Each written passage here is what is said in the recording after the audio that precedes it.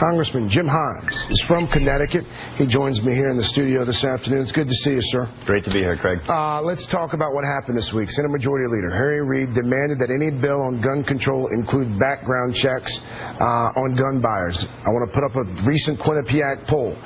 Quinnipiac University poll shows 88% of Americans support background checks. 10% do not. How much influence will the 88% have over lawmakers who are considering this new gun legislation? Well, the unfortunate answer is that they're not going to have as much influence as they should. You know, polls like that one show what we know to be true, which is that the American public is a good deal more rational and common sense about gun safety than my fellow legislators are. And that's, of course, a result of the fact that for many years the NRA and other pro-gun groups have been putting a ton of money and putting a ton of pressure on people. So, you know, the issue of universal background checks is terribly important. I do think it goes through, but when we get into things like assault weapons and high-capacity magazines, I'm afraid the story's not quite so clear.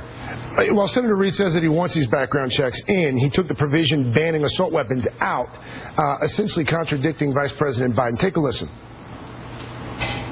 Even though restrictions on military-style weapons will not be part of the bill that goes to the floor of the U.S. Senate, it will get a vote by the full Senate as an amendment to the bill.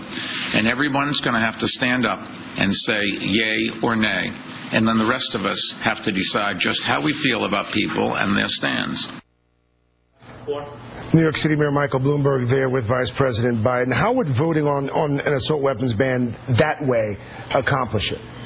Well, you know, it's obviously not as good as having the assault weapon ban in the bill, where you'd have, I think, a higher chance of getting its passage. But this is a much more controversial thing amongst my colleagues and amongst senators than universal background checks. So the leader is going to allow a vote.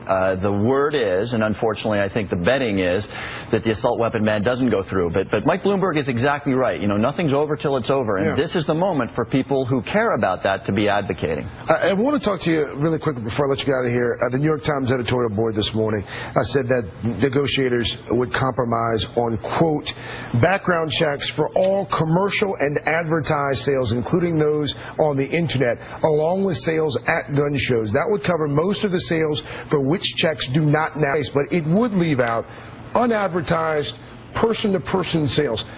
If there's no universal requirement, how will the bill still have teeth? Well, it won't. I mean, if every individual in this country who buys a firearm is not subject to a check to just make sure that that individual isn't a felon or has a history of violence, that's, of course, a loophole that will get people killed. So, again, this is the moment for us to engage and to say if universal background check is to be helpful and meaningful and real, it has got to be truly universal.